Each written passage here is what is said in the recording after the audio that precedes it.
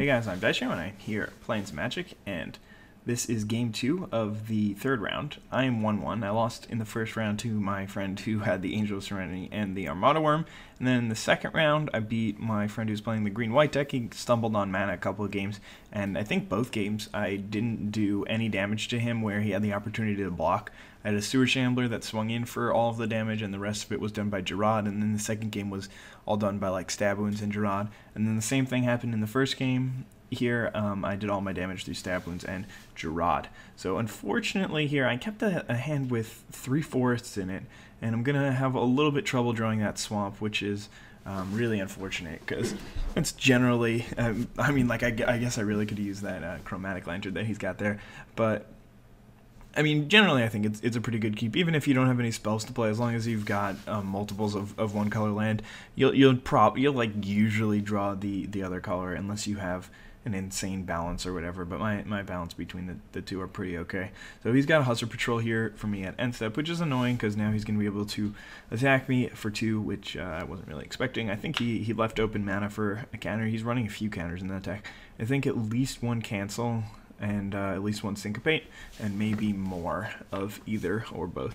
But I'm going to play a Volatile Rig here, and he's going to read it for a while, which you can't blame him. I mean, Volatile Rig is a ridiculous card, and I really don't know why they printed it, and if they were to print it, I don't know why they wanted to make it so strange. Like, they could have probably made that card a little bit simpler, and it would have been actually playable instead of just confusing, and he accidentally just throws it away. But he cancels it, and this is really funny because I'm like, oh, I think you tapped the wrong mana for it, but it doesn't matter since you had the 2 blue anyway. And he's like, nope, I've got a chromatic lantern. So I'm pretty sure he did that on purpose, tapping white, green for a cancel. But yeah, he plays a Skymark Rock here after attacking me for 2. So now I'm at 16, and I'm facing down a bunch of damage, and I do not have a play again. So that really kind of sucks for me, going down to 11, and he's just going to put the pressure on with the Golgari Decoy. I draw my next card, and I think that I did draw. No, I didn't draw the swamp there. Okay, but I decided to just pack it in, because that was definitely not going to be a winning game. And the next hand I start out, I have a forest and a swamp, and with 2 grizzly salvages in deck, I figure that any land pretty much gets me on the board here, and I've got a couple of draws to draw any of my other 15 lands or my grizzly salvages. So that's like 17 targets, and unfortunately, again, the same situation happens where I can't draw a land. So, I mean, this does happen every once in a while where you just get stuck on land a couple of times, and then you're just basically dead. Like, I mean, it's not exactly that here, because the game does go on for quite some time because I am able to recover a little bit, but I think it's really more because of the structure of my opponent's deck than the ability of my deck to recover. But anyway, I mean, it's just part of Magic, the variance, and sometimes you get mana screwed, and sometimes you don't. Sometimes you get lucky. Like the first game, I think I mentioned it a couple of times, I drew pretty much all my good cards. I drew 2 stab wounds by Gerard. And then the rest of my deck is pretty similar, I suppose. I mean, other than the 2 stab wounds and the Gerard are basically and the Corpsjack Menace, which I also did draw, are basically just the best cards hands down in my deck, and then the rest of them are pretty similar. Like there's 3 Scorpions, 2 Towering Intrigues, 2 Trestle Trolls, 2 Sewer Shamblers, 2 Grizzly Salvages, so it's pretty similar. But he's going to play an Armory Guard here. He's also been beating in with the Frostburn Weird, which is something that I did want to talk about a little bit. Frostburn Weird is a good card in that it's a 1/4, so that's already valuable in this set because it walls off Splatter Thug and Dead Reveler at 2 mana. So it's a 1/4, which is really awesome, plus the fact that it can get in for 4 if they have nothing, and it can also threaten to beat anything in combat that's 2/2 or less. Or like it can kill a 3/1 in combat as well, and a 1/3. So something has to basically add up to 5, I think, for it to beat it in combat. If it doesn't add up to 5, then it can win. But right. So, but the thing is here, he has to use his resources differently. Like he can't just tap out for his Frostburn Weird every turn, because then he can't play any more spells. And while he can get in for a couple of damage, it loses damage for him overall. So in the end, it's not the most aggressive 2-drop if your opponent's stuck on lands, but it's still a pretty good card. And while my opponent does have enough lands to function, he doesn't really have all the blue and all the red he wants. I'm sure he would have liked to, but I think he's thinking on whether or not my Dead Reveler resolves here. And I know that he's got a counterspell of sorts because he left the blue open. So he's either got a counterspell or a Hustle Patrol, but he decides to play neither of them here, which did surprise me a little bit. I expected a Syncopate or something like that, and then another Beats, but instead he decides to not cancel it, or not Syncopate it, and he's just going to Inaction Injunction my Dead Reveler. But if he had done it the other way, then he would have gotten a lot more mana efficiency, since he would have been able to use his mana previously, and then he would still have the mana open for an Inaction Injunction for my next spell that I play, and then he would be, and then I would be way down. But he's just going to be able to play a Call of the Conclave here, which is pretty sweet for him. But he might not have been able to do that had he done it the other way, because he might have drawn either the Forest or the Call of the Conclave with the extra card they drew from an Action Injunction. So maybe it really did turn out to be the right play. But it works out for me because I'm able to resolve a Corpse Jack Menace with the fact that he was tapped out of blue from the Inaction Injunction. So that worked out for me.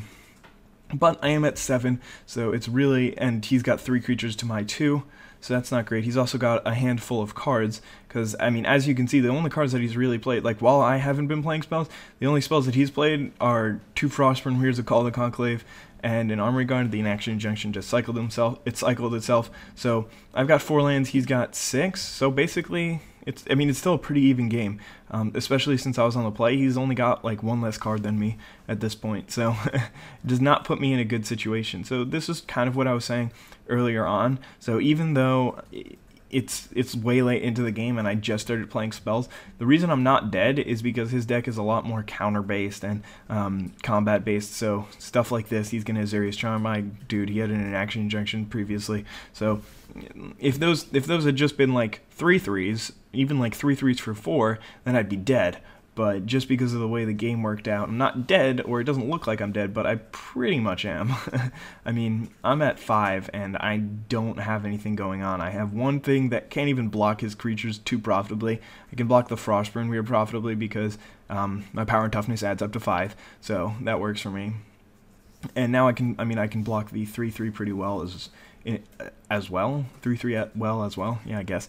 But either way, I'm still not in great shape because I'm at 5 life and I have no.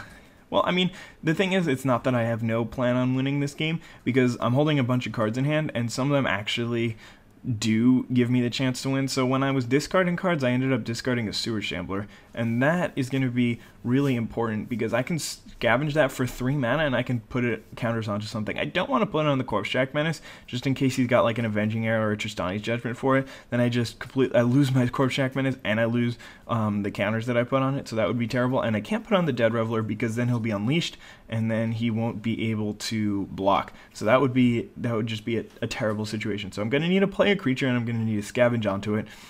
To give it 4 +1/+1 counters to make it bigger than anything my opponent has. So then, after that, I need to figure out a way to win the game in 1 strike, because if I don't win the game in 1 turn, then he's just going to be able to counterattack and kill me. So the cards in hand actually give me the opportunity to swing in for a lot of damage. I don't think it's quite 20 damage, but basically, if I were to play Magic without him playing any spells for the rest of the game, or without him killing me for the rest of the game, I guess, he can play as many creatures as he wants, and without interacting with my creatures, then I think in about 4 turns I could engineer a way that I win. And the way that I would do that is because I have a Golgari Decoy in hand. So, or maybe I don't have it in hand, but I know I draw it at some point. So I can play the Volatile Rig that's in my hand, the Golgari Decoy, and I just played the Towering Indrik. So all these things combined could allow me to engineer a situation where I am able to win the game, which is, I think, pretty cool that I was so far behind and I still had this possibility. Now, the reason why this is possible is because I have about the same amount of cards as my opponent does. Maybe I have 1 or 2 less, or 1 or 2 more, but he still has a bunch of cards in hand that he can use to interact with me. So the reason he's not playing them is because he doesn't need to play them to win. So he could just syncopate my Golgari Decoy when I play it, and then I'm just like, oh well, I guess I'm done. But I don't know, if you hadn't figured it out based on what I had said so far, the general plan is to swing with the Golgari Decoy, or play the Golgari Decoy, scavenge onto something else, and then, oh, by the way, this play was really important. scavenge onto something else and then swinging for 20 in one turn. But that play was super important, where he played the Towering Indrik, or he killed the Towering Indrik, because now I play my Trestle Troll, which can block his Skymark Rock, but not effectively. I mean, it just bounces off. And I don't want to scavenge onto it because I know that I need the scavenge counters to win the game. So I play this Sewer Shambler, and that really doesn't do much. I mean, sure, I don't really have anything else to do with my mana other than scavenge, but there's no targets that I want to scavenge on for the same reasons that I said earlier. I don't want to scavenge onto the Corpse Jack Menace or the Dead Reveler, especially since the Corpse Jack Menace is bigger than anything anyway. So I don't want to do that. I don't want to scavenge onto the Sewer Shambler since I want the Sewer Shambler to die somehow. And I wanted to go to the graveyard so I can scavenge that. So I would have just scavenged onto my Towering Indrik, but I didn't have the mana last turn, and by then it had already died. So if I was able to scavenge, and I didn't want to do it onto the Trestle Troll because he has Defender, so he can't attack. Still, probably the play was to put it on the Trestle Troll to make sure that he would have no attacks in the air, and then I could start playing my Sewer Shambler, and if I draw any Scorpions I could play those, because if he wanted to attack with his Skymark Rock then it would just straight up die.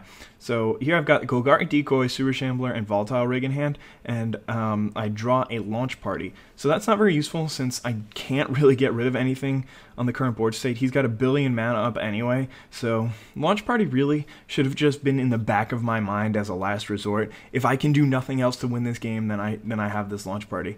But instead, I just play the Sewer Shambler and pass the turn. So here is where I should have just scavenged onto my Sewer Shambler, and maybe I would be in a position to think about winning this game. But because then he would have no attacks here. He can attack with the Skymark Rock, but all I do is block with my Trestle Troll, and he can't send anything back to my hand. But anyway, I mean, I don't think that I played this game terribly. I think that I did make some mistakes, and in hindsight, I agree that I could have played the game differently. I don't think that the end result of the game would have changed. I think that eventually I would have lost anyway, because my opponent still has a bunch of cards in hand that are pretty good. I mean, I know he's got a Syncopate on a Liav Sky Knight or something like that, and he's just got a whole bunch of cards in hand that are terrible for me. But he's able to pretty much attack with everyone here. I'm going to just block where I can to survive, and I go down to 1 life. I do kill one of his creatures. He decides not to kill my Dead Reveler, or to trade the Dead Reveler for the Frostburn Weird. If he had, then my play next turn probably would have been the same, but either way, I mean, I know I've been saying that I should have just played differently, and then I'm also saying that I don't think I played terribly, but here, the last turn of the game is where I made the biggest mistake. I know that my opponent's playing counters in his deck, and I know that he's got a bunch of cards in hand and he's not playing anything, so he has to have something. So there's no point in trying to rely on the Sewer Shambler to Launch Party at the Skymark Rock. There's just so much advantage if I do, because then I can double scavenge and then play the Golgari Decoy and the Volatile Rig and then win the game in a couple of turns. But instead, what I should have done here is just played the Golgari Decoy and scavenged onto it, because then he has no good attacks, and I can attack back the next turn and kill his creatures.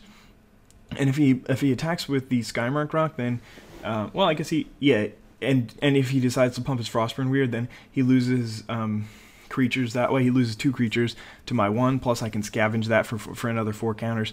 So I mean, that definitely was the play here, and he just attacks with everything and sends the Sewer Shambler back to my hand, so I Launch Party the Sewer Shambler at his Skymark Rock, but he has a Syncopate for me. So there's the game. It was a little bit unfortunate that I got stuck on 3 mana for so long, or 2 mana for so long in the second game, and 1 in the first, and 3 just green sources in the first, but you know, that's part of Magic. So I hope you guys enjoyed this video anyway, and have a wonderful day. Bye.